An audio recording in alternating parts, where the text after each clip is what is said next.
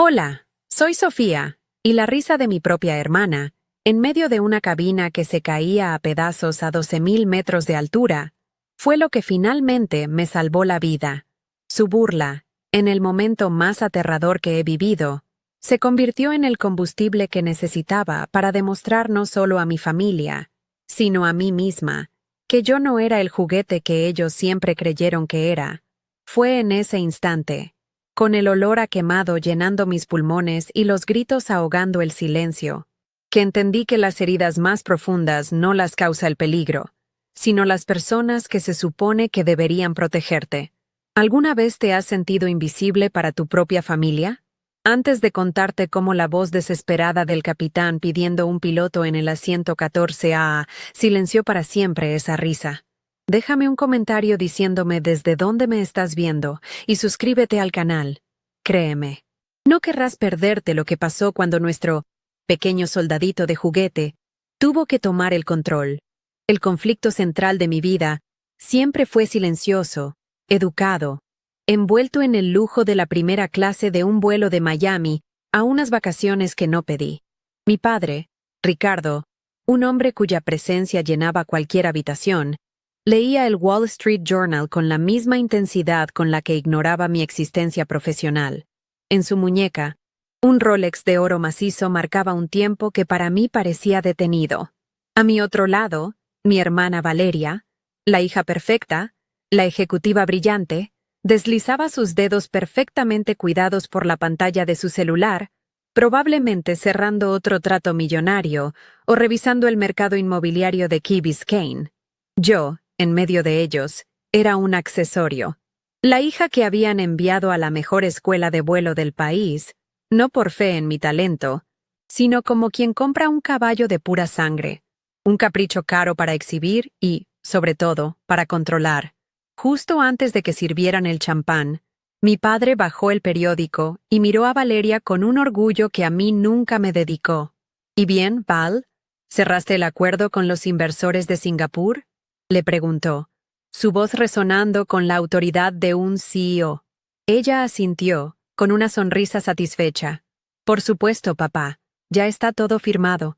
Deberíamos celebrar comprando ese penthouse con vista al mar. Luego, como una ocurrencia tardía, mi padre se giró hacia mí, su mirada suavizándose con esa condescendencia que yo tanto odiaba. ¿Y tú, Sophie, mi pequeño soldadito de juguete? ¿Cómo van tus jueguitos en el aire? ¿Algún vuelo interesante esta semana? Valeria soltó una risita, como si la pregunta fuera la cosa más adorable y patética del mundo. Sentí el nudo de siempre en el estómago, esa mezcla de rabia y resignación que me acompañaba en cada reunión familiar. Esa pregunta me transportó de inmediato al día en que obtuve mi licencia de piloto comercial. Fue el día más importante de mi vida hasta ese momento. Llegué a casa con el certificado en la mano, sintiendo que el papel pesaba tanto como mis años de esfuerzo, de noches sin dormir estudiando manuales y de horas de práctica en el simulador. Se lo mostré a mi padre, esperando, por una vez, una palabra de reconocimiento genuino. Él lo tomó, lo miró por encima y me lo devolvió con una palmadita en la cabeza. Muy bien, hija. Un pasatiempo caro, pero al menos te mantiene ocupada y lejos de problemas, dijo antes de volver a sus correos. Valeria, que estaba allí, sugirió con sarcasmo que podría enmarcarlo para decorar mi cuarto de juegos. En ese momento comprendí que para ellos, mi pasión nunca sería una profesión, sino una fase, un capricho infantil financiado con su dinero. De vuelta en el avión, forcé una sonrisa y respondí con un vago, «¿Todo bien, papá?», sabiendo que cualquier detalle técnico sobre un Cessna Citation o un Gulfstream G650 sería recibido con una mirada vacía o una broma. La azafata se acercó con su carrito reluciente. Mi padre pidió un whisky de 18 años. Valeria otra copa de Veuve Clicquot. Yo solo pedí agua. Necesitaba mantenerme despejada, no por alguna premonición, sino por costumbre. Ser piloto es un estado mental, una disciplina que no te abandona ni cuando eres pasajera. Miré por la ventanilla la inmensidad azul del océano Atlántico. El sol se reflejaba en el ala del Boeing 777, creando un espectáculo de luz que, en otro contexto, me habría parecido hermoso. Pero allí, atrapada entre el desdén silencioso de mi padre y la burla apenas disimulada de mi hermana, solo me sentía pequeña y atrapada en una jaula de oro a miles de metros de altura. Fue entonces cuando sentí la primera sacudida. No era la turbulencia habitual, esa que mece suavemente el avión y que para un piloto es tan normal como respirar. Esto fue diferente. Fue una vibración corta, seca, que pareció venir de las entrañas mismas de la aeronave. Mi padre y Valeria ni se inmutaron, absortos en su conversación sobre márgenes de beneficio y adquisiciones corporativas. Pero yo lo sentí. Mi cuerpo entero se puso en alerta. Mis sentidos, entrenados para detectar la más mínima anomalía, se agudizaron. Discretamente, observé a la tripulación de cabina. Vi a una de las azafatas intercambiar una mirada rápida y tensa con su colega al otro lado del pasillo. Intentaban mantener la compostura, sus sonrisas profesionales pegadas a sus rostros, pero sus ojos delataban una preocupación que el pasajero promedio no notaría. Yo sí la noté, y un frío helado comenzó a recorrer mi espalda. Y entonces ocurrió. No fue una explosión como en las películas, con una bola de fuego gigante. Fue un sonido sordo, un pum profundo y violento que pareció retorcer el fuselaje del avión. La sacudida que siguió fue brutal. Los vasos y las botellas salieron volando. El carrito de bebidas se volcó con un estrépito metálico, y las pantallas de los asientos parpadearon antes de apagarse por completo. Las luces de emergencia se encendieron, bañando la cabina en un resplandor rojizo y fantasmal. El avión se inclinó bruscamente hacia un lado, y un grito colectivo, un sonido primal de puro terror, llenó el aire. El olor a quemado, a cables y a algo más, algo químico y acre, invadió mis fosas nasales. La presión en mis oídos fue insoportable. Estábamos cayendo. No era una sensación, era una certeza. La gravedad nos estaba reclamando con una fuerza aterradora. En medio del caos absoluto, mientras la gente lloraba y rezaba, la voz del capitán irrumpió en los altavoces. No era la voz calmada y segura de los anuncios de rutina. Era la voz de un hombre desesperado, entrecortada por la tensión y el ruido del viento que se colaba por alguna parte. «Atención, pasajeros. Mayday, Mayday. ¿Hay algún piloto certificado a bordo? Repito, ¿hay algún piloto certificado a bordo? Necesitamos ayuda en la cabina. Por favor, identifíquese. El pasajero del asiento 14A. Mi asiento». Todas las miradas, incluso en medio del pánico, parecieron girar hacia mí. Y fue entonces, en ese preciso instante, que escuché a Valeria. Se inclinó hacia mi padre, y con una risa nerviosa pero inconfundiblemente burlona, dijo lo suficientemente alto para que yo la oyera. «Deben estar bromeando. Solo es nuestro pequeño soldadito de juguete». Esas palabras me golpearon con más fuerza que la despresurización. El miedo a morir, el pánico que me atenazaba el pecho, todo se desvaneció, reemplazado por una claridad gélida y cortante.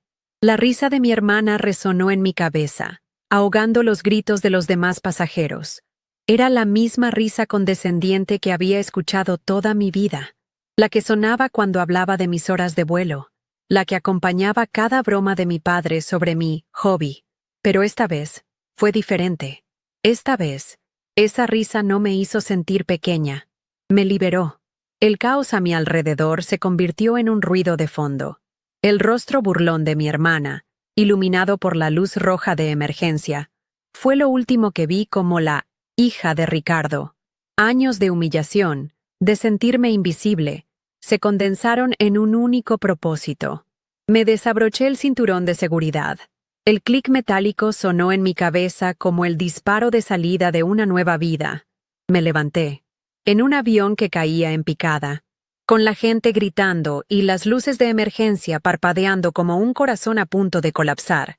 Mi primer movimiento fue extrañamente lento, deliberado. El cinturón de seguridad se sintió como una cadena que finalmente se rompía. Mi cuerpo, que momentos antes estaba paralizado por el miedo, ahora se movía con una calma que no era mía, una calma forjada en cientos de horas de simulaciones de desastres. No miré a mi hermana. No miré a mi padre. Fijé mi vista en la azafata que estaba al final del pasillo. Su rostro una mezcla de pánico y una súplica desesperada. En ese instante, dejé de ser Sofía, la hija de Ricardo, la hermana de Valeria. Me convertí en la piloto del asiento 14A, y cada gramo de humillación que había acumulado durante años se transformó en un combustible puro y frío. El soldadito de juguete se había puesto en pie, lista para ir a la guerra. Caminar por ese pasillo fue como atravesar un campo de batalla. Los pasajeros se aferraban a sus asientos, sus rostros pálidos y desfigurados por el terror. Algunos me miraban con una esperanza tan frágil que dolía verla. Otros con una clara desconfianza, como si mi juventud fuera una prueba más de que el fin estaba cerca. Una mujer extendió su mano y me agarró del brazo, sus uñas clavándose en mi piel. ¿De verdad puedes hacerlo? ¿Eres piloto? Susurró, su voz rota por el llanto. Yo solo asentí, sin apartar la vista de mi objetivo. La puerta de la cabina. Cada paso era un esfuerzo. El avión se sacudía violentamente, y tuve que apoyarme en los respaldos de los asientos para no caer. El olor a quemado era más intenso ahora, y el ruido del viento, un aullido monstruoso que prometía destrozarnos. Pero el sonido más fuerte seguía en mi cabeza. La risa de mi hermana. Era mi brújula en medio del infierno. Mientras avanzaba, una memoria me golpeó con la fuerza de una turbulencia. Estaba en un simulador del Gulfstream G650, uno de los jets privados más sofisticados del mundo, el mismo que mi padre consideraba un juguete demasiado caro. Estaba en una simulación de fallo de ambos motores sobre el océano. Mi instructor, un veterano de la Fuerza Aérea con una paciencia de acero, me gritaba mientras yo luchaba con los controles. Deja de sentir, Sofía. Piensa. El pánico es un lujo que se paga con vidas. Tu máquina no sabe que tienes miedo, solo obedece tus manos. Sus palabras, que en ese momento me parecieron crueles, ahora eran un ancla. El miedo era un pasajero más, uno al que no podía prestarle atención. Mi máquina, este Boeing 777 herido de muerte, no necesitaba mis sentimientos. Necesitaba mis manos, mi entrenamiento, mi calma. La misma calma que mi familia siempre había confundido con indiferencia o falta de ambición. Pasé junto al asiento de mi padre. Por primera vez en mi vida, lo vi completamente despojado de su poder. Su rostro, normalmente impasible y autoritario, estaba pálido, sus labios entreabiertos en una mueca de puro terror. El Wall Street Journal yacía arrugado a sus pies, tan inútil como su Rolex de oro en ese momento. Nuestros ojos se encontraron por una fracción de segundo. No había condescendencia en su mirada, ni orgullo forzado. Solo había miedo. Un miedo animal, desnudo. Y algo más. Una pregunta silenciosa. Una súplica. El gran Ricardo, el hombre que movía millones con una llamada telefónica, el titán de las finanzas, me estaba pidiendo, sin palabras, que salvara su vida. En ese instante, la dinámica de poder que había definido toda nuestra relación se invirtió por completo. Él era el pasajero asustado. Yo era su única esperanza. Unos pasos más adelante, estaba Valeria. Su rostro era una máscara de incredulidad. La risa se había congelado en sus labios, reemplazada por un horror que parecía haberla paralizado. Me miraba como si estuviera viendo a un fantasma. No solo el fantasma de la muerte inminente, sino el fantasma de la hermana que nunca se había molestado en conocer. Pude ver en sus ojos el momento exacto en que la realidad la golpeó. Su broma, su desprecio, su constante menosprecio, todo se había vuelto absurdamente irrelevante frente a la posibilidad de que yo, su soldadito de juguete, fuera la única persona en ese avión que podía hacer algo. No sentí satisfacción, no sentí rencor, solo sentí un vacío inmenso.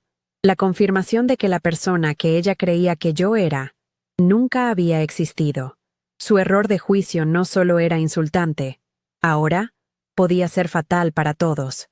El caos en la cabina principal era aún peor. La gente lloraba, rezaba en voz alta, intentaba hacer llamadas que no salían. El personal de cabina, a pesar de su propio miedo, trataba de mantener el orden, sus voces firmes pero con un temblor inconfundible. Una azafata más joven me vio, y sus ojos se abrieron de par en par. «¡Está aquí! La piloto del 14A está aquí», gritó por encima del estruendo. Por un momento, un silencio expectante cayó sobre las filas más cercanas. Todas las miradas se clavaron en mí. Sentí el peso de 300 vidas sobre mis hombros. Era una presión inimaginable, una responsabilidad que te aplasta o te define. En ese momento, recordé las palabras de mi padre sobre mi hobby caro. Me pregunté si ahora entendía que cada dólar que había gastado en mi formación no era para un capricho, sino para este preciso instante. Por una fracción de segundo, la duda me asaltó. Una voz helada en mi interior susurró: «Esto no es un simulador, Sofía. Esto es real. El metal se está rompiendo. El fuego es real. La muerte es real». Sentí que mis piernas flaqueaban. El olor a combustible quemado me provocó náuseas. Miré hacia la ventanilla y vi el ala dañada, trozos de metal vibrando violentamente contra el fuselaje. El océano, tan azul y pacífico desde arriba, ahora parecía un monstruo hambriento esperando para devorarnos. Pero entonces, como un eco persistente, volví a escuchar la risa de Valeria.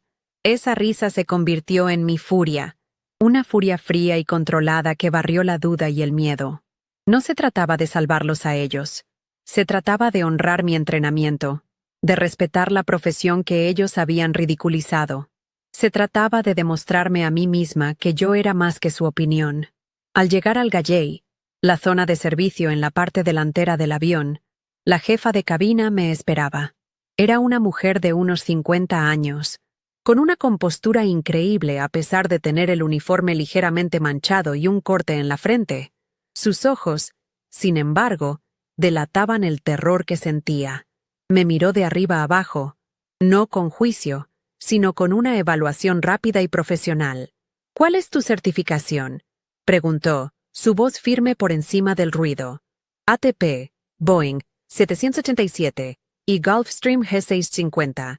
7000 horas de vuelo», respondí, mi propia voz sonando extrañamente tranquila, como si perteneciera a otra persona.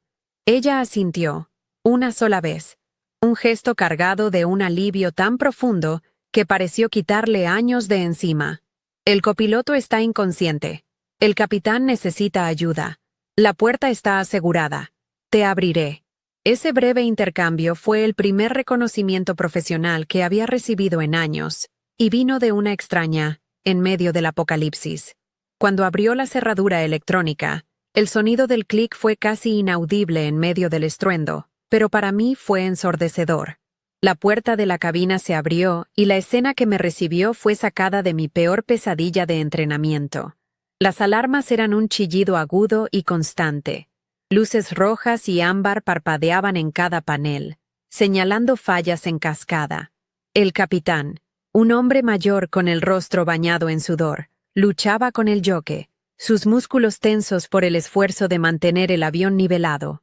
A su lado, el copiloto estaba desplomado sobre la consola, con una herida en la cabeza.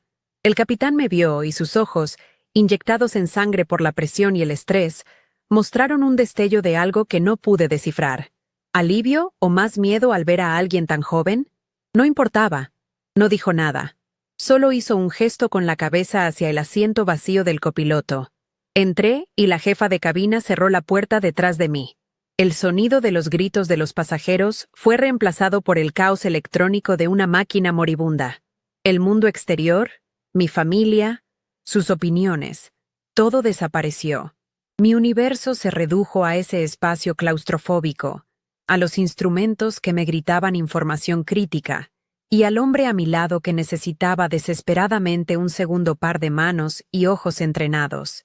Me deslicé en el asiento del copiloto. Mis movimientos automáticos, casi robóticos. Me abroché el arnés de 5 puntos, el gesto tan familiar como respirar. Mis manos se movieron por instinto. Una hacia el panel superior para evaluar los sistemas, la otra para ponerme los auriculares y conectar mi micrófono. No era Sofía, la hija. No era el soldadito de juguete. Era la copiloto. Y teníamos un avión que aterrizar. Mi primera palabra en la cabina no fue para el capitán. Fue para mí misma. Un susurro que nadie más pudo oír. Tú puedes hacer esto.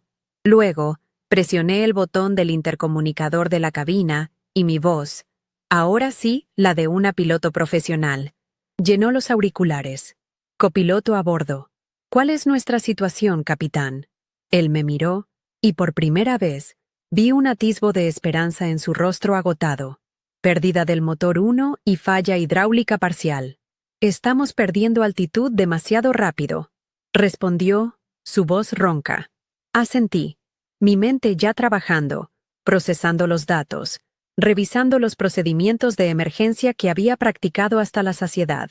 La injusticia que había sentido momentos antes no se había ido, simplemente había sido archivada. Había un problema que resolver, uno mucho más grande que una familia rota. Tenía que volar, tenía que salvarlos a todos, no porque me lo hubieran pedido, sino porque era para lo que había nacido. Mis manos no temblaron. Encontraron los controles como si hubieran nacido allí, en medio del caos. El panel de instrumentos era un árbol de Navidad infernal, una sinfonía de luces rojas y ámbar parpadeando al ritmo de nuestra caída. Tenemos una llama en el motor 1, pérdida de empuje asimétrico, y el sistema hidráulico B está completamente fuera, me informó el capitán. Su voz era un hilo tenso a punto de romperse. Mientras hablaba, el avión se sacudió de nuevo, una violenta convulsión que nos lanzó contra los arneses. Pude sentir la estructura metálica del fuselaje gimiendo bajo una presión para la que no fue diseñada. Mi primer pensamiento no fue de miedo, sino una fría evaluación. Estábamos volando un ladrillo de 200 toneladas, y el suelo se acercaba demasiado rápido. Mi entrenamiento me decía qué hacer, pero una parte de mí se preguntaba si tendríamos tiempo suficiente para ejecutarlo. Ignoré la sensación de caída libre en mi estómago y me concentré en el procedimiento. Mi mano derecha se movió hacia la palanca de combustible del motor 1 y la cortó. Luego, activé el extintor. El capitán me observaba por el rabillo del ojo. Su respiración agitada contrastaba con mi ritmo metódico. Necesito que me ayudes con el timón. La guiñada es demasiado fuerte. No puedo compensarla solo, dijo, sus nudillos blancos por la fuerza con la que se aferraba al yoke. Puse mis pies en los pedales del timón, aplicando una presión constante y firme para contrarrestar el empuje desigual del motor que aún funcionaba. Era una danza brutal y agotadora. Una lucha física contra las leyes de la aerodinámica que intentaban hacernos girar en una espiral mortal hacia el océano. En ese momento, no éramos capitán y copiloto. Éramos dos personas unidas por un único instinto, sobrevivir. Por un instante, pareció que lo lográbamos. La caída se suavizó, convirtiéndose en un descenso controlado, aunque todavía alarmantemente rápido. El avión dejó de temblar con tanta violencia y la guiñada se estabilizó. Bien hecho, murmuró el capitán. Y fue un cumplido que valía más que cualquier trofeo. Pero la pequeña victoria duró apenas unos segundos. Una nueva alarma, un pitido agudo y penetrante, llenó la cabina. Una luz roja se encendió en el panel superior, justo encima de mi cabeza. Fuego en el compartimiento de carga delantero. Sentí cómo la sangre se me helaba en las venas. Esto era el peor escenario posible. Un fallo de motor era manejable. Un fallo hidráulico era crítico. Pero un fuego incontrolado a bordo, sobre el océano, era una sentencia de muerte. El capitán soltó una maldición, un sonido ahogado de pura desesperación. Fue entonces cuando vi su compostura romperse. El hombre que había estado luchando con la fuerza de un león se desplomó ligeramente en su asiento, su mirada perdida en la infinidad de alarmas.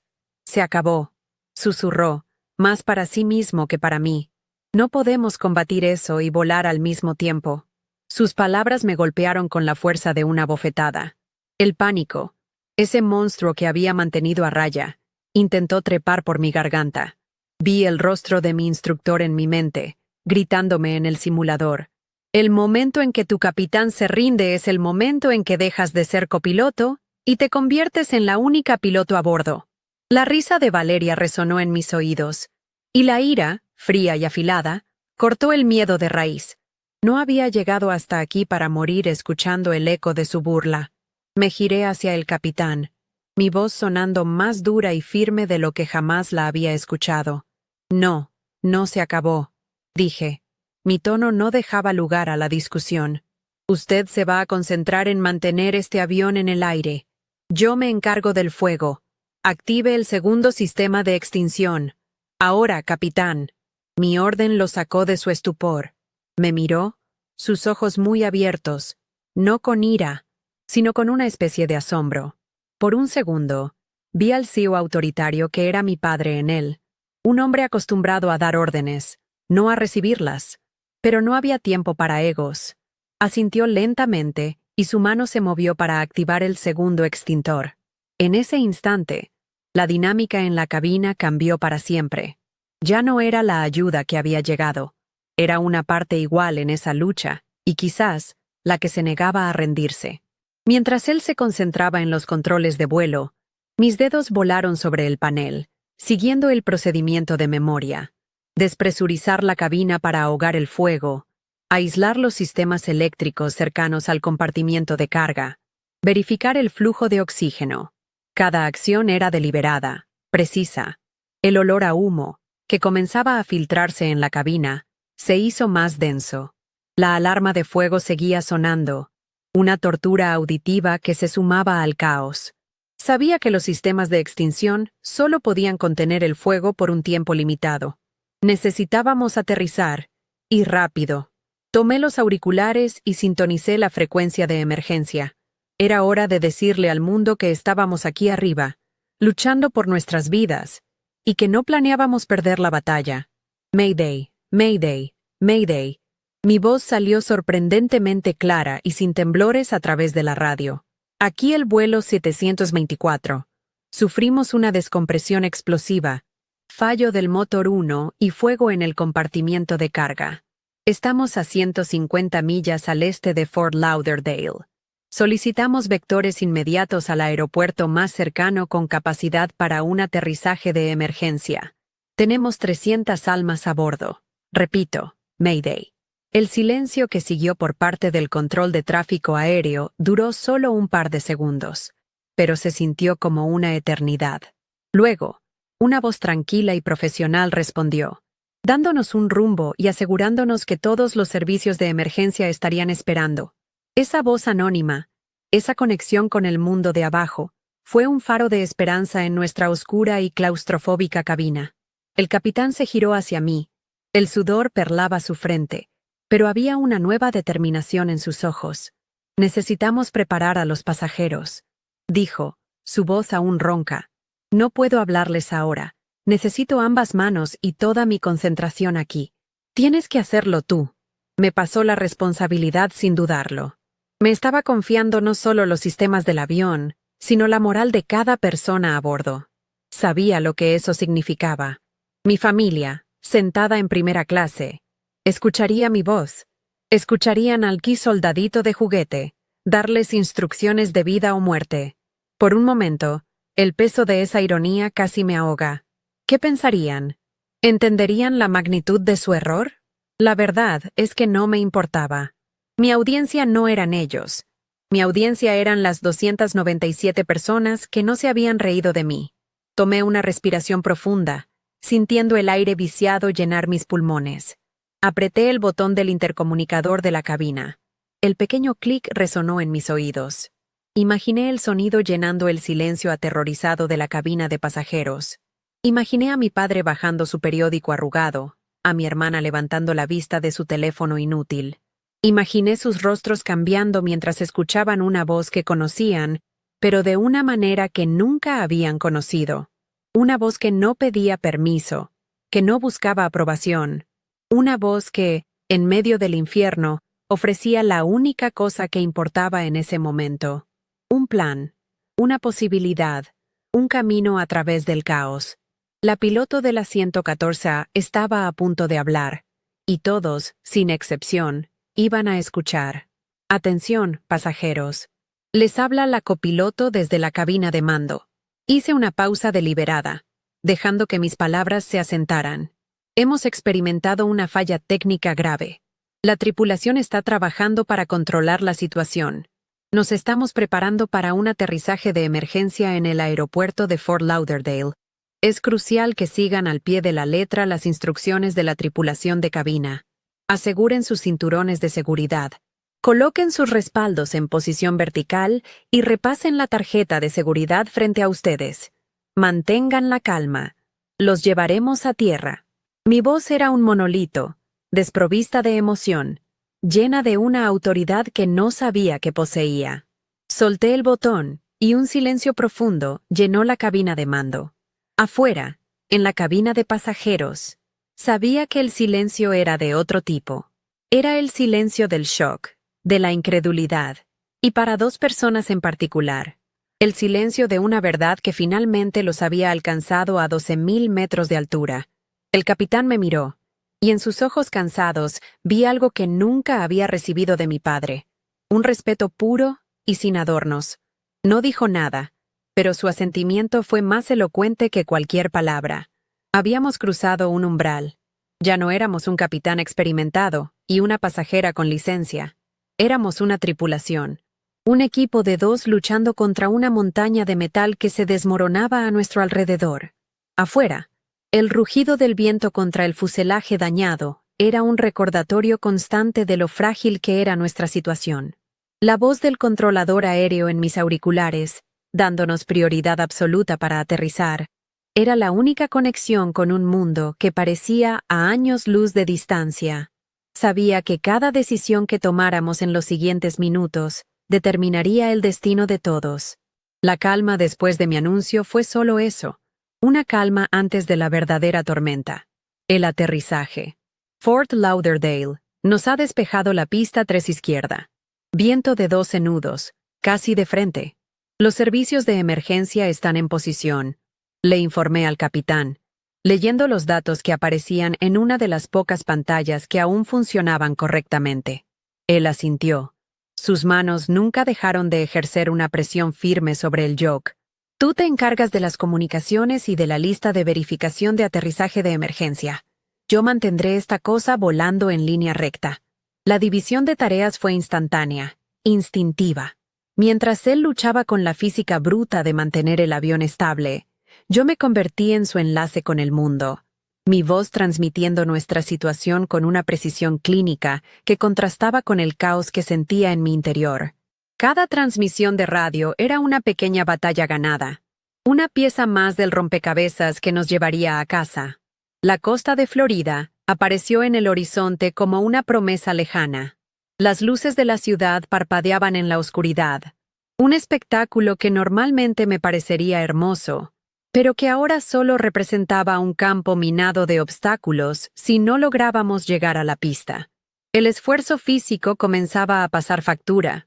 Podía ver las gotas de sudor cayendo de la frente del capitán, y mis propios músculos de los hombros y la espalda ardían por la tensión. El chute de adrenalina que me había impulsado desde mi asiento se estaba desvaneciendo, dejando paso a un agotamiento profundo y pesado. Pero no podíamos permitirnos flaquear. El avión seguía protestando, vibrando de formas que no eran normales, recordándonos que nuestra tregua con el desastre era temporal y podía romperse en cualquier segundo. Justo cuando comenzábamos el descenso final, una nueva alarma, un sonido grave y repetitivo, nos heló la sangre. Una luz ámbar parpadeó en el panel. Landing Gear Disagree. El tren de aterrizaje no se desplegaba correctamente. La falla hidráulica había dañado el sistema. «Maldita sea», masculló el capitán, su voz cargada de una frustración agotada. «Intenta el despliegue alternativo, Cho». Seguí el procedimiento, moviendo una palanca protegida por una cubierta roja.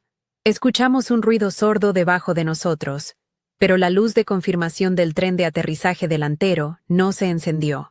Teníamos 2 de 3 trenes de aterrizaje desplegados. Aterrizar así significaba que el morro del avión se estrellaría contra el asfalto a más de 200 kilómetros por hora. Las chispas, el fuego y la pérdida de control eran casi una certeza. «No va a bajar. No tenemos el tren de aterrizaje delantero», dijo el capitán. Y por primera vez desde que entré en la cabina, Escuché la derrota en su voz. Tendremos que aterrizar de panza. Prepara a la tripulación para un impacto y evacuación. Pero entonces, una imagen de mis clases de ingeniería aeronáutica apareció en mi mente. Un recuerdo de un viejo instructor hablando sobre las peculiaridades del 767. Capitán, espere, dije, mi voz sonando más segura de lo que me sentía. Podemos intentar una maniobra de gravedad. Un descenso brusco seguido de un ascenso rápido. La fuerza G podría desbloquear el tren. Era una maniobra arriesgada, casi de piloto de combate, y podía desestabilizar aún más el avión. Era nuestra última carta, una apuesta desesperada contra la catástrofe. El capitán me miró, sus ojos buscando cualquier rastro de duda en los míos. No encontró ninguno. La risa de mi hermana volvió a mi mente, no como un insulto, sino como un desafío. Yo no era un juguete, yo conocía esta máquina. Hazlo, dijo él, con una simple palabra que me entregaba una confianza absoluta. Tomé el control de la radio. Torre de Fort Lauderdale, vuelo 724. Vamos a intentar una maniobra no estándar para desplegar nuestro tren de aterrizaje. Manténganse a la espera. Luego, me volví hacia el capitán, a su señal. Él respiró hondo, sus manos firmes en el yoke. Ahora, empujó el yoke hacia adelante, y el avión se lanzó en picada. Sentí mi estómago subir a mi garganta, y las alarmas de altitud y velocidad gritaron al unísono. Por un instante, pensé que había cometido un error fatal. La caída duró solo unos segundos que parecieron una eternidad. Luego, con un esfuerzo que pareció requerir toda su fuerza, el capitán tiró del yoke hacia atrás. El avión se encabritó, y la fuerza de la gravedad nos aplastó contra nuestros asientos. Un estruendo metálico, un clac sólido y pesado, resonó por toda la estructura del avión. Ambos miramos al mismo tiempo el panel de instrumentos. Allí, brillando con la luz más hermosa que había visto en mi vida, había 3 luces verdes. 3. El tren de aterrizaje estaba abajo y asegurado. «Lo tienes», susurró el capitán, una mezcla de alivio y asombro en su voz. «Lo tienes, copiloto». El soldadito de juguete acababa de salvar el avión de un aterrizaje de panza, usando un truco que no estaba en los manuales de emergencia estándar. Con el tren de aterrizaje asegurado, la tensión en la cabina cambió. El pánico fue reemplazado por una concentración feroz. Estábamos a menos de 10 millas del aeropuerto. Las luces de la pista eran 2 filas perfectas de diamantes en la oscuridad, llamándonos a casa. «Lista de verificación de aterrizaje final», ordenó el capitán. Comencé a leer los puntos en voz alta. Mi voz era un ancla de normalidad en un mar de caos. Flaps, 30. Speed brake, armado. Tren de aterrizaje, 3 verdes. Auto brake, máximo. Cada respuesta del capitán era un paso más hacia la supervivencia. Podía sentir el avión luchando, el único motor trabajando al límite, los sistemas hidráulicos apenas respondiendo. Pero estábamos volando. Estábamos en la senda de planeo. Por un segundo, mi mente se desvió hacia la cabina de pasajeros. Pensé en mi padre, el hombre que creía que el dinero podía comprar y controlar todo, ahora completamente impotente, su destino en las manos de la hija que consideraba un capricho. Pensé en Valeria, cuya risa había sido el catalizador de todo esto. ¿Qué estaría pensando ahora? Escuchando mi voz a través de los altavoces, sabiendo que su vida dependía de la habilidad que tanto había despreciado. No sentí triunfo. No sentí rencor. Solo una extraña y profunda tristeza por el tiempo que habíamos perdido, por la persona que nunca se habían molestado en ver. Pero esos pensamientos se desvanecieron tan rápido como llegaron. La pista se hacía más y más grande en el parabrisas. El único sentimiento que quedaba era el deber. La voz sintética del sistema de proximidad a tierra comenzó su cuenta regresiva, una letanía que marcaba nuestros últimos segundos en el aire. 500. El capitán tenía los controles, pero mis manos flotaban a milímetros de los míos, listas para actuar. 400. El ruido del viento era ensordecedor. 300. Podía ver los camiones de bomberos y las ambulancias alineados a los lados de la pista, sus luces rojas y blancas parpadeando en la noche. 200. 100, 50, 40, 30, 20, 10. Contuve la respiración. El capitán tiró suavemente del yoke hacia atrás para levantar el morro. El mundo entero pareció reducirse a ese único instante, a ese momento en que el caucho de las ruedas estaba a punto de besar el asfalto. El momento de la verdad había llegado. El impacto fue brutal. No fue un aterrizaje, fue una colisión controlada. El tren de aterrizaje principal golpeó el asfalto con una fuerza que nos sacudió hasta los huesos. Un estruendo metálico que pareció romper la columna vertebral del avión. Por un instante, pensé que las alas se desprenderían. El capitán gruñó por el esfuerzo, luchando contra el yoke mientras el único motor rugía, intentando arrastrarnos hacia la izquierda, fuera de la pista, hacia la hierba y la oscuridad. La nariz del avión se estrelló contra el concreto segundos después, y el sonido de los neumáticos delanteros chirriando contra la superficie fue el más aterrador que había escuchado en mi vida. Estábamos en tierra, pero la batalla acababa de comenzar. La parte más peligrosa. El avión se convirtió en una bestia indomable. La falta de empuje en el lado izquierdo y el fallo hidráulico nos convertían en un proyectil de 200 toneladas sin una dirección clara. «¡Ayúdame con el timón! ¡Ahora!», gritó el capitán, su voz rota por la tensión.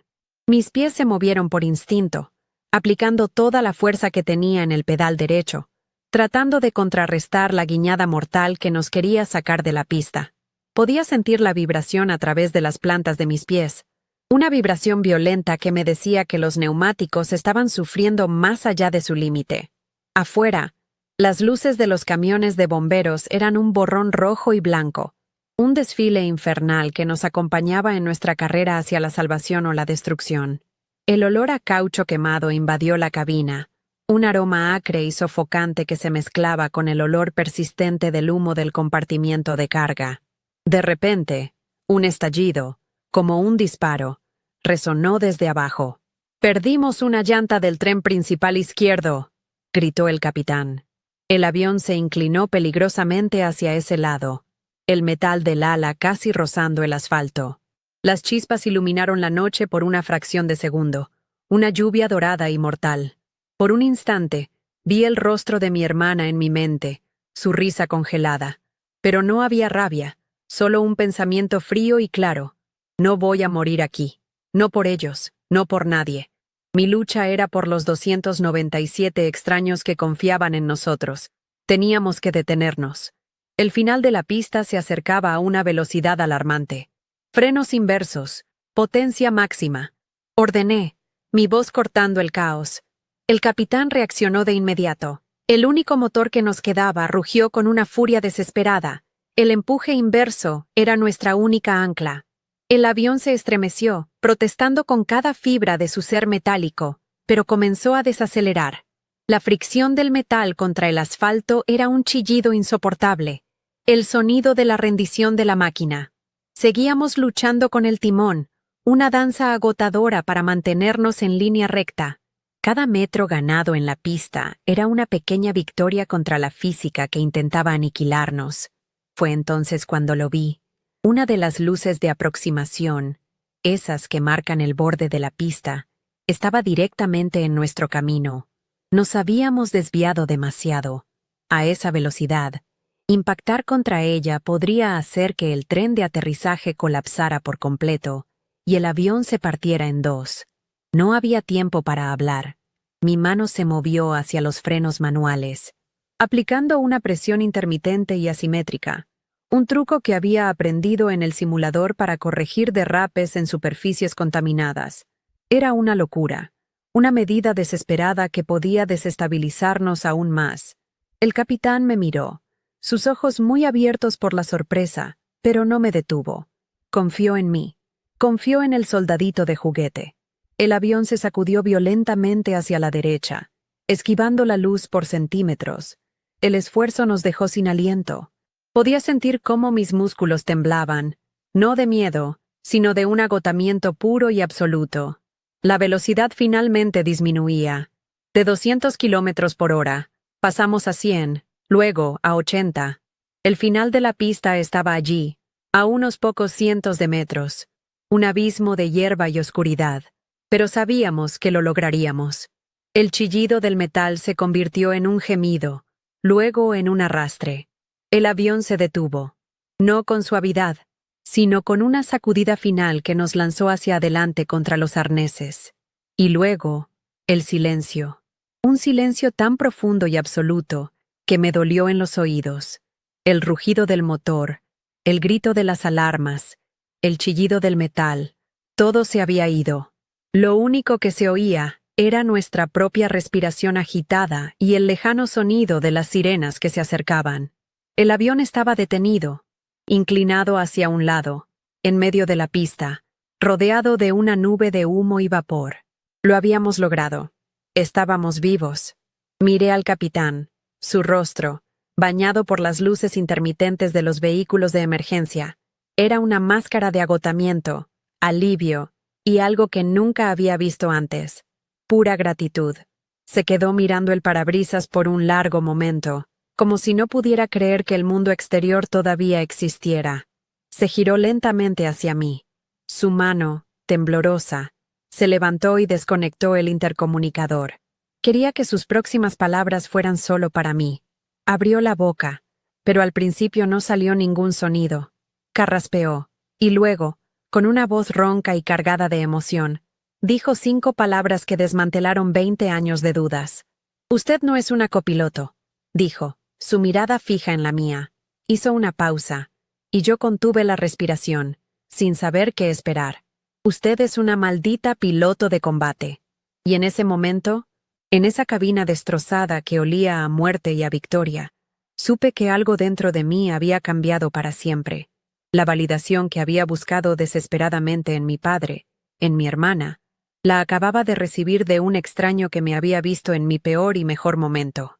La adrenalina comenzó a desvanecerse, dejando paso a un temblor incontrolable en mis manos.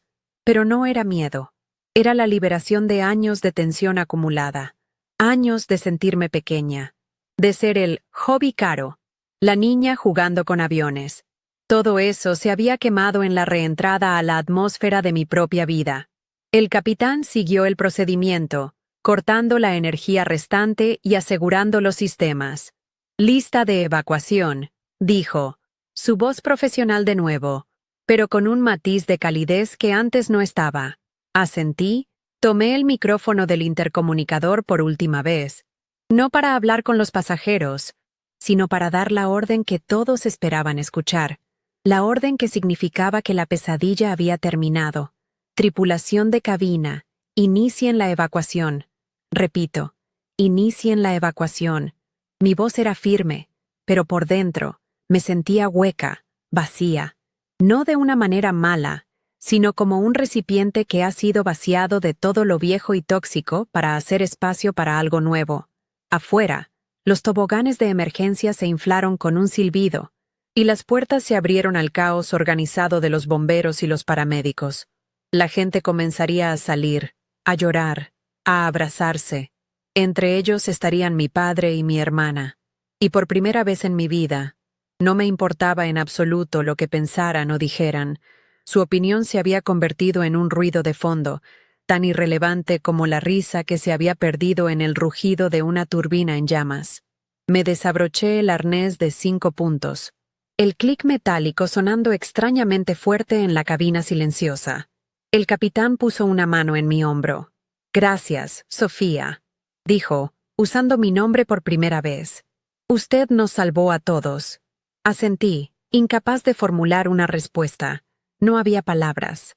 El soldadito de juguete no necesitaba palabras. Sus acciones habían hablado por ella. Se había levantado de su asiento, como la hija invisible de Ricardo, y saldría de esa cabina como la piloto que acababa de traer de vuelta del infierno el vuelo 724.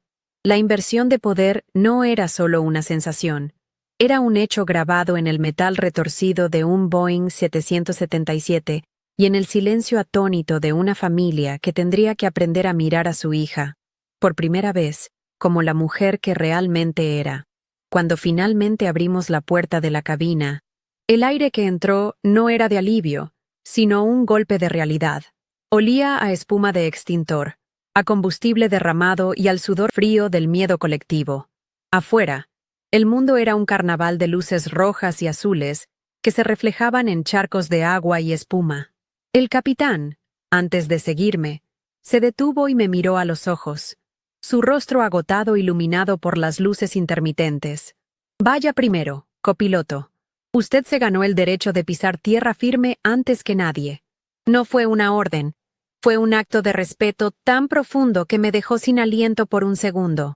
Asentí, y al poner el primer pie fuera de la cabina, sentí que no solo salía de un avión destrozado, sino que dejaba atrás para siempre a la persona que había sido cuando subí a él.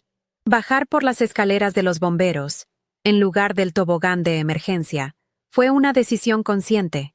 Necesitaba sentir cada peldaño, la solidez del metal bajo mis pies, para convencerme de que estábamos en tierra. Desde abajo, el avión parecía una bestia herida, una ballena metálica varada en una playa de asfalto. El ala izquierda estaba destrozada, el motor era un amasijo de metal ennegrecido, y el fuselaje tenía cicatrices de la batalla que acabábamos de librar. Los pasajeros estaban agrupados a una distancia segura, cubiertos con mantas, algunos llorando en silencio, otros abrazándose con una desesperación que te rompía el alma. Vi el resultado de nuestro trabajo, no como números en un manifiesto, sino como un mar de rostros pálidos y agradecidos. Y en medio de todo ese caos, por primera vez, me sentí en calma. Un paramédico corrió hacia mí, intentando ponerme una manta sobre los hombros y guiarme hacia una ambulancia. Me aparté suavemente. «Estoy bien», le dije, mi voz sonando extraña en el aire libre. «Hay otros que lo necesitan más». Mis ojos buscaron instintivamente a la tripulación de cabina. Vi a la jefa de cabina, la mujer con el corte en la frente, organizando a su equipo con una eficiencia increíble, asegurándose de que cada pasajero fuera atendido. Nuestras miradas se cruzaron a través del caos. Ella levantó su mano en un pequeño saludo, un gesto de camaradería que valía más que 1000 palabras. Éramos extraños unidos por un trauma, pero en ese momento, me sentí más conectada a ella que a la familia que me esperaba en algún lugar de esa pista. Y entonces los vi. Estaban sentados en la parte trasera de una ambulancia abierta, no heridos, sino en shock. Mi padre, Ricardo, el titán de las finanzas, parecía un anciano. Su traje de diseñador estaba arrugado, su rostro pálido y sus manos, esas manos que firmaban cheques de millones de dólares, temblaban sin control. A su lado, Valeria. Su máscara de perfección se había hecho añicos, el maquillaje corrido por sus mejillas, su cabello en desorden y su mirada perdida en la nada. Levantó la vista y me vio. Pude leer en sus labios mi nombre, Sofía, susurrado sin sonido. Se puso de pie, como si fuera a correr hacia mí, y yo, simplemente, me di la vuelta. No con ira, ni con desprecio, con nada. Caminé en dirección opuesta, hacia un grupo de oficiales que me esperaban. Un hombre de unos 60 años, con una chaqueta del NTSB, se me acercó. Su expresión era seria, pero sus ojos eran amables. «Señorita», dijo, su tono era de un respeto absoluto. «Soy el investigador principal. Sé que está agotada, pero cuando se sienta lista, necesitaremos su declaración. Lo que usted y el capitán hicieron aquí esta noche es extraordinario». Asentí, aceptando la botella de agua que me ofrecía. La palabra «extraordinario» sonó en mi cabeza. Mi padre la usaba para describir los márgenes de beneficio de Valeria, nunca para algo que yo hubiera hecho. Ahora, un completo extraño la usaba para describir cómo había salvado 300 vidas. La ironía era tan amarga que casi me hizo sonreír. Las cámaras de los noticieros nos encontraron. Los flashes eran como relámpagos en la noche. Los reporteros gritaban preguntas desde detrás de una línea policial. ¿Es usted la piloto que aterrizó el avión? ¿Qué pasó en la cabina? Me sentí expuesta, vulnerable, pero antes de que pudiera retroceder, el capitán se paró a mi lado, creando una barrera con su cuerpo. «Ella es la copiloto Sofía», dijo en voz alta. su voz de mando resonando por encima del ruido. Y es la razón por la que todos estamos vivos. Ahora, denle espacio. Su defensa pública fue un regalo inesperado. En ese momento, bajo las luces de las cámaras, no era la hija de Ricardo, era la copiloto Sofía. Y eso era todo lo que importaba. Nos llevaron a una sala de descanso de la tripulación dentro del aeropuerto. Era un cuarto estéril, impersonal, pero se sentía como el lugar más seguro del mundo. Mi teléfono, que había metido en mi bolsillo por pura costumbre, comenzó a vibrar sin parar. Lo saqué y vi la pantalla. 15 llamadas perdidas de papá. 20 mensajes de texto de Valeria. El último decía: Sophie, por favor, estamos en el hotel que reservaste. Necesitamos hablar. Papá no está bien. Leí el mensaje, vi el nombre de mi padre en la pantalla, y por un momento, sentí una punzada de la vieja costumbre, de la obligación filial. Luego, recordé su rostro en el avión, su miedo, y la risa de mi hermana. Sin dudarlo, apagué el teléfono. El clic del botón fue el sonido más liberador que había escuchado en mi vida.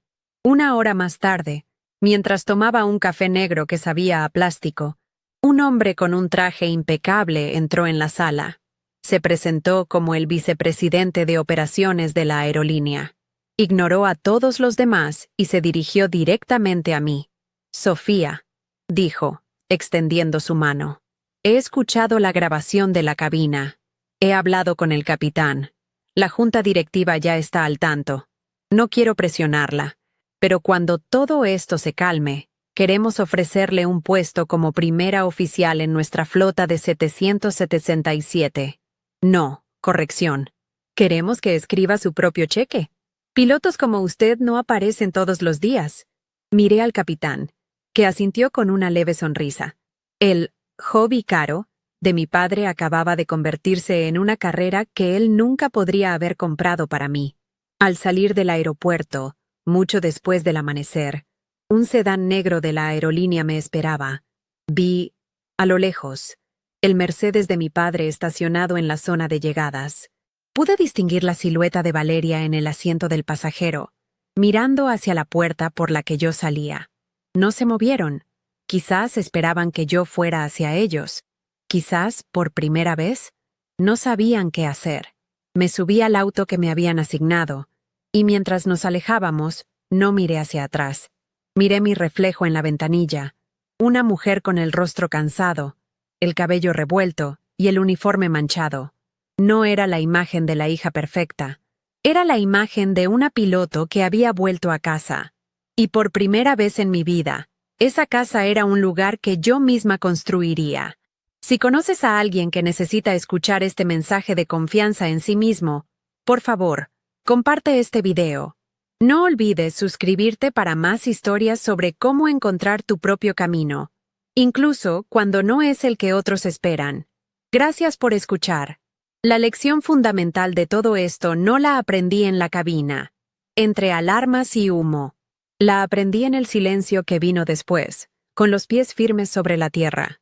A veces, las personas que se supone que deben construirte son las que más se esfuerzan por mantenerte pequeño, por encerrarte en una caja que a ellos les resulte cómoda. Te ponen una etiqueta: el soldadito de juguete, la soñadora, la que no es seria, y la repiten tantas veces que casi te la crees. Pero tu valor no se mide por la estrechez de su visión. Tu verdadero valor se forja en los momentos en que te quitas esa etiqueta, no para demostrarles que están equivocados, sino para demostrarte a ti mismo que nunca tuvieron razón. Mi momento de la verdad ocurrió a 12.000 metros de altura, pero el tuyo podría estar sucediendo ahora mismo, en una cena familiar, en una llamada telefónica, en una mirada condescendiente. La pregunta es la misma. ¿Vas a seguir sentado en tu asiento o te vas a levantar? Aquella noche entendí que el respeto no es algo que se pide, y mucho menos algo que se mendiga. Es una consecuencia. Es el eco de tus propias acciones cuando dejas de buscar la aprobación de los demás. Durante años, yo busqué una migaja de reconocimiento en los ojos de mi padre, una palabra de validación de mi hermana. Pero la verdadera liberación no llegó cuando me ofrecieron un trabajo o cuando el capitán me dio las gracias. Llegó en el instante en que el clic de mi cinturón de seguridad sonó más fuerte que la risa de Valeria. En ese momento, dejé de ser una pasajera en mi propia vida. Tomé el control, y el universo, la vida, o como quieran llamarlo, no tuvo más remedio que responder. No esperes a que alguien te dé el poder. El poder ya lo tienes. Solo tienes que decidir usarlo, aunque te tiemblen las manos al hacerlo. Mucha gente me ha preguntado por qué no les dije nada en la pista. ¿Por qué no los confronté? La verdad es que, cuando los vi sentados en esa ambulancia, pequeños y rotos, no sentí rabia ni ganas de decir, se los dije. Sentí una distancia inmensa, como si estuviera viendo a dos extraños cuya opinión ya no me afectaba. Su mundo, construido sobre el dinero, el estatus y las apariencias, se había derrumbado en el aire. El mío, construido sobre horas de estudio, disciplina y pasión, acababa de salvarlos. ¿Qué podía decirles que esa realidad no les estuviera gritando ya? Mi silencio no fue un castigo. Fue mi graduación. Fue la declaración final de que su aprobación ya no formaba parte de mi ecuación. A veces, la respuesta más poderosa que puedes dar a quienes te subestimaron es simplemente seguir caminando hacia tu propio futuro.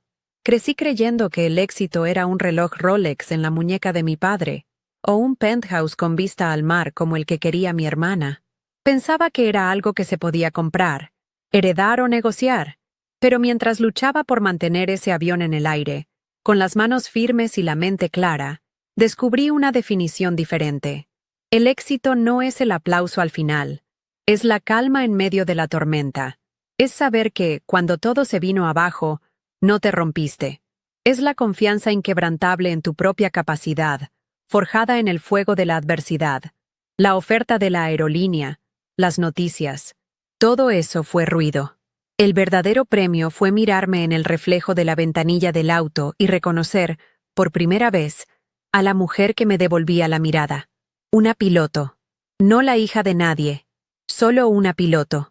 Me llamaron soldadito de juguete toda mi vida. Y lo decían como un insulto, como una forma de minimizar mi pasión y convertirla en un juego de niños. Pero esa noche, mientras aplicaba procedimientos de emergencia y tomaba decisiones en fracciones de segundo, me di cuenta de que, en cierto modo, tenían razón. Sí, era un soldado. Uno entrenado para la batalla, disciplinado bajo presión y con un sentido del deber que ellos nunca entenderían. Pensaron que era un juguete porque no veían la guerra para la que me estaba preparando en silencio, en cada hora de vuelo, en cada manual estudiado. Pero la guerra llegó, y el soldadito de juguete no se rompió. Cumplió su misión. Así que si alguien alguna vez menosprecia tu pasión, si la llaman un juego o un hobby, sonríe. Quizás solo significa que no tienen la capacidad de ver la fuerza que estás construyendo. Esta historia no es sobre un avión, es sobre esas jaulas invisibles en las que a veces nos meten, o en las que nos metemos nosotros mismos por miedo a decepcionar. Es sobre creer que no eres suficiente porque la gente que debería amarte más es la que te hace sentir más pequeño. Todos tenemos una emergencia en nuestra vida. Un momento en que el avión empieza a caer y las voces a tu alrededor te dicen que no puedes hacer nada. Es en ese preciso instante que tienes que escuchar otra voz, la tuya, la que ha sido silenciada por años de dudas y críticas. Tienes que encontrar tu propia cabina de mando, ese lugar dentro de ti donde sabes exactamente lo que vales y lo que eres capaz de hacer. No tienes que salvar un avión para ser un héroe. A veces, el acto más heroico es simplemente salvarte a ti mismo de las expectativas de los demás. Si mi historia te ha tocado de alguna manera, o si conoces a alguien que se siente invisible y necesita un recordatorio de su propia fuerza, te pido que compartas este video.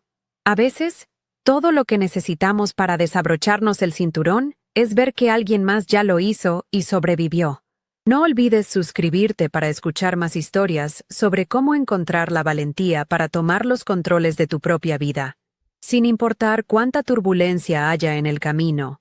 Gracias por darme el espacio para contar mi verdad y por caminar conmigo en este tramo final del viaje. Recuerda siempre, el cielo no es el límite. Es solo el comienzo de lo que eres capaz de lograr cuando crees en ti.